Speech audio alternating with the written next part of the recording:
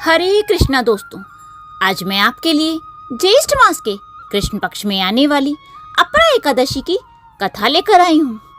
अगर आपको ये कहानी पसंद आए तो नीचे कमेंट बॉक्स में जय श्री कृष्णा अवश्य लिखें। तो आइए सुनते हैं अपरा एकादशी की कहानी।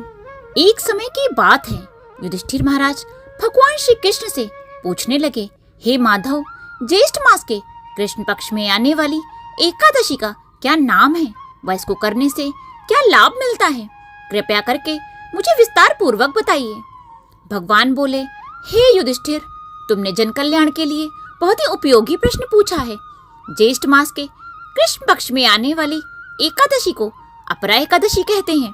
ये एकादशी प्रेत आत्मा की योनि में गई हुई जीवात्मा को मुक्ति प्रदान करती है।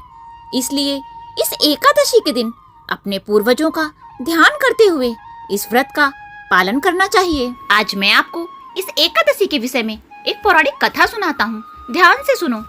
पुरातन समय में महिध्वज नाम का एक राजा था। वो बहुत ही धर्मात्मा था।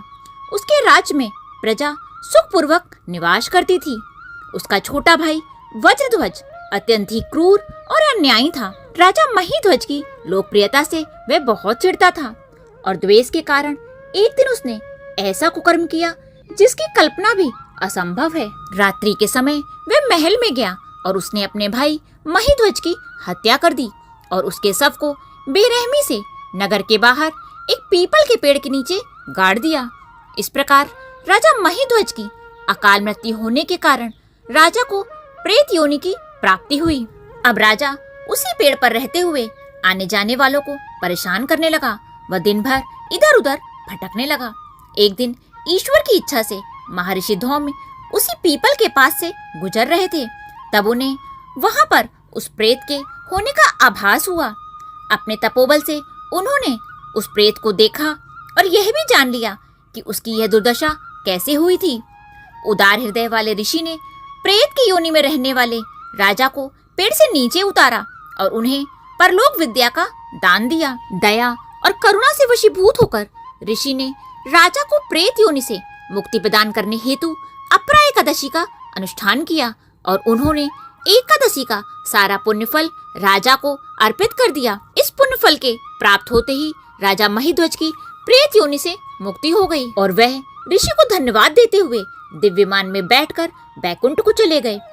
कथा को समाप्त करते हुए भगवान श्री कृष्ण कहते हैं, हे युधिष्ठिर, जो भी व्यक्ति अपरा एकादशी का श्रद्धा और निष्ठा पूर्वक पालन करता है वह असीमित पुण्य संचित करता है। यह एकादशी ब्रह्म हत्या, भ्रूण हत्या, गुरु की निंदा आदि पापों से मुक्ति प्रदान करता है।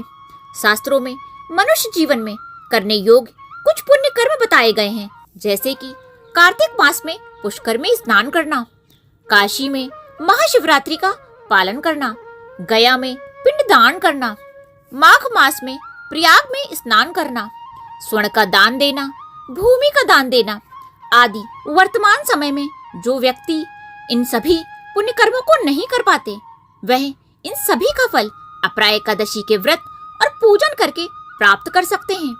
अपरा एकादशी का पालन सभी मनुष्यों को पूरी निष्ठा से करना चाहिए। बोलो श्री हरि विष्णु भगवान की जय। बोलो एकादशी माता की जय।